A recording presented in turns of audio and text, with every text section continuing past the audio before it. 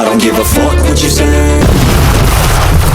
So yun na nga guys, good morning, good afternoon, and good evening po muli sa inyo lahat. Ito muli ang inyong lingkod, Batang LU, and guys, andito tayo muli para mag-update lang ng kaunti dahil si Kuya Bal ay merong announcement kahapon, no, Sunday, na binibigyan niya ang Karaba ngayon ng power na hindi na lang para magsuspende at kundi para magtanggal na rin ng mga pasaway or mga hindi sumusunod na mga, sa rules ng Kalingap po, ano, ng mga Kalingap vloggers and reactors, pati na rin yung mga ibang partners.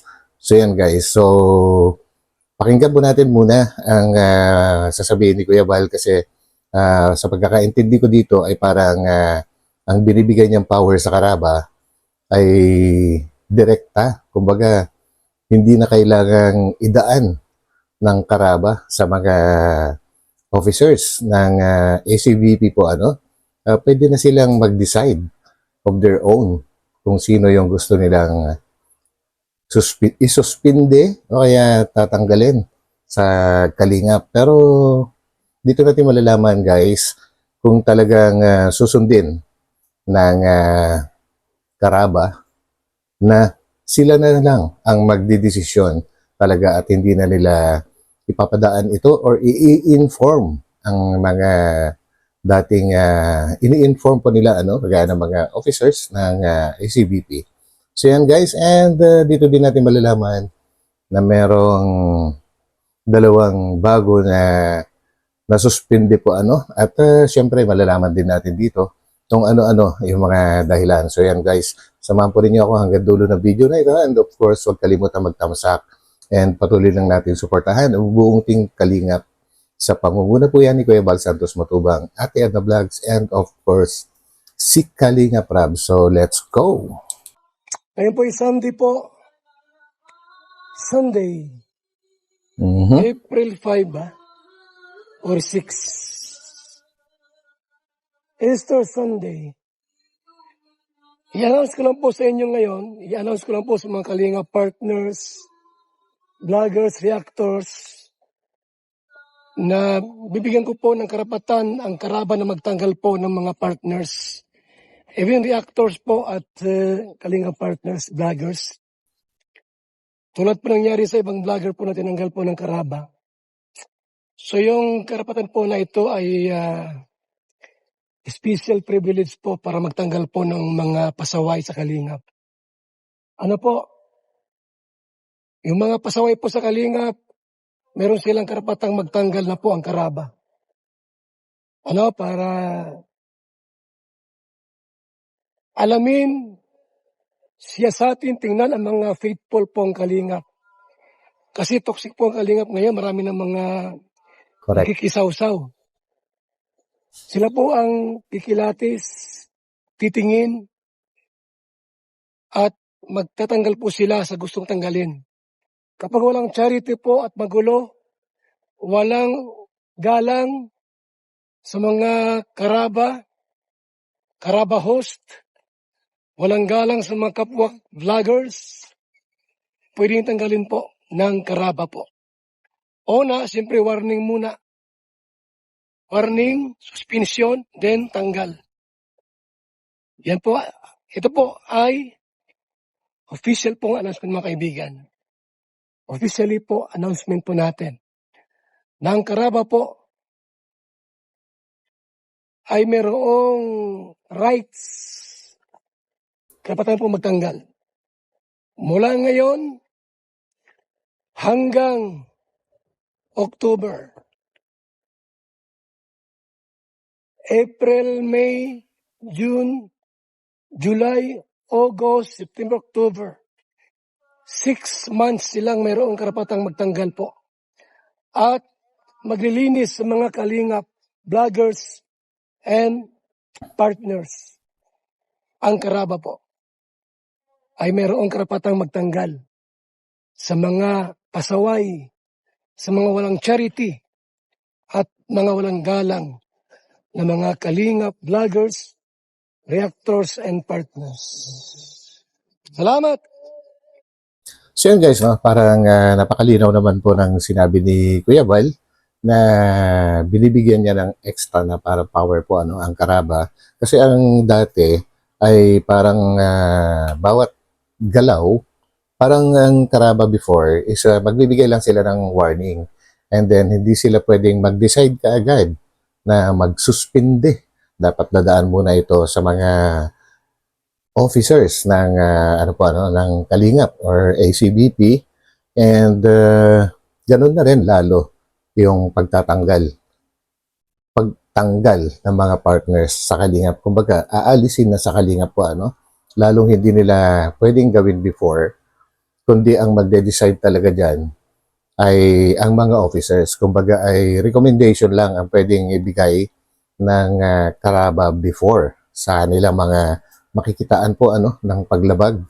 At yung sinasabi ni Kuya Bal na hindi hindi mga rumerespeto sa Karaba ay meron na po tayo mga ano, narinig na mga ilan, no?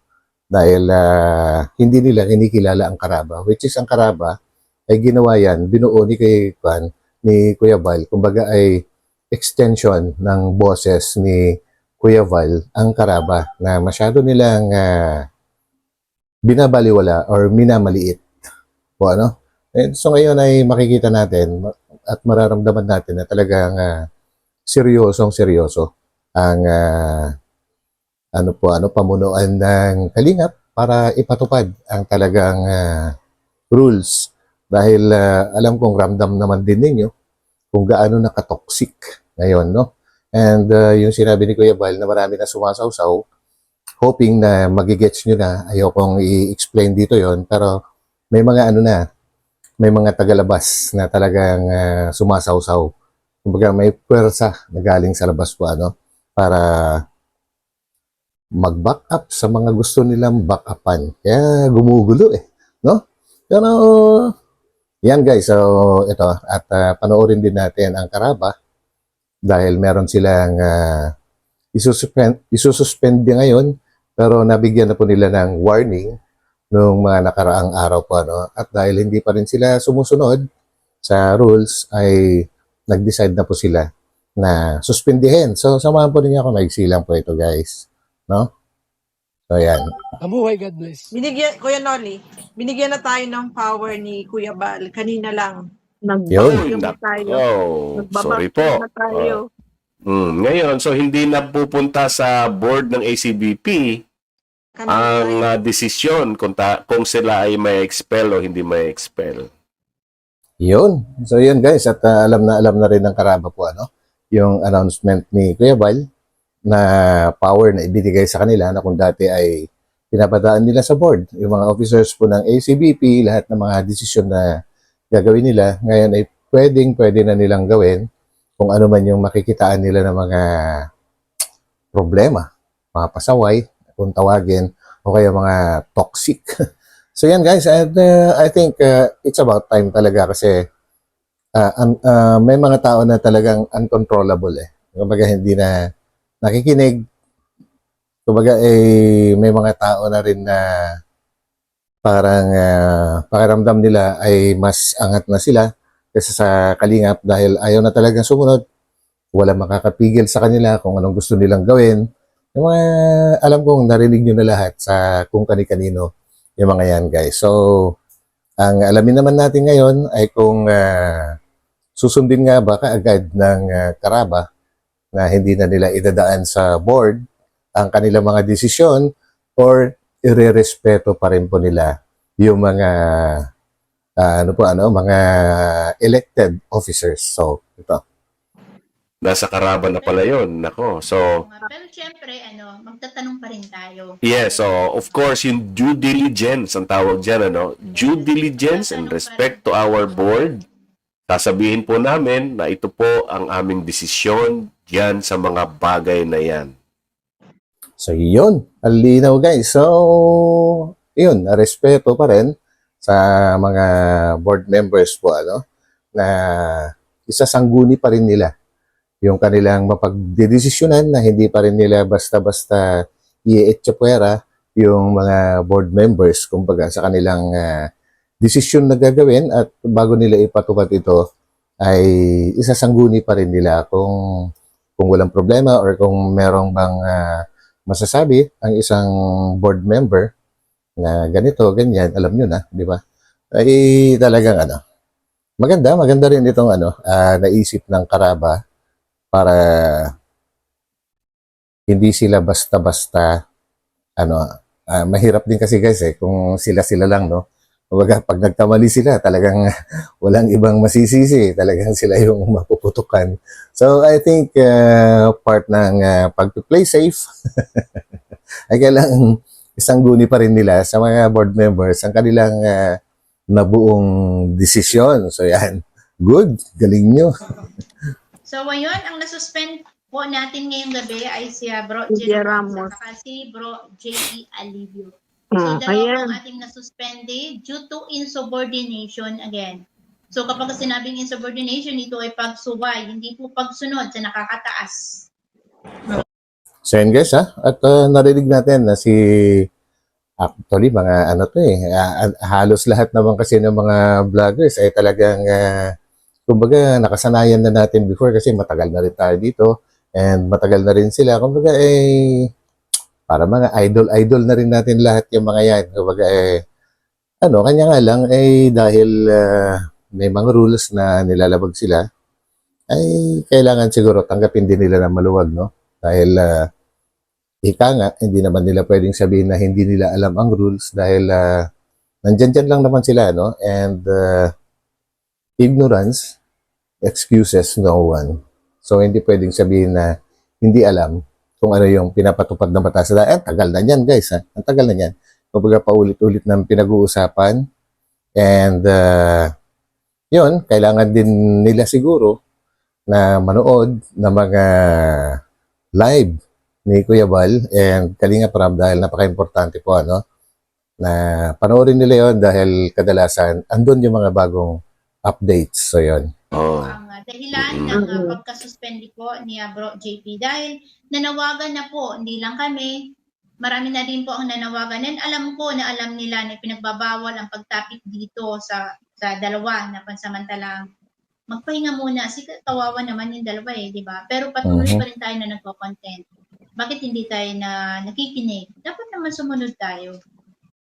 So, yun. So, the decision is final, guys. So, ano lang naman yan? Kumbaga, parang first offense ay sa akin pagkakaalam ay 15 days po, 15 days na suspension and pagka umulit ay madodoble, parang 1 buwan. And then, third offense ay parang 2 buwan. Fourth offense, 6 months. And after that, kumbaga, pwede nang tanggalin. Pero may kakaibang nangyari kagabi guys, no, dahil sa live stream ni Kalinga Prab ay hindi na inabot ng 6 months na suspension yung dalawa. Si Dr. Lab at si Red Zane.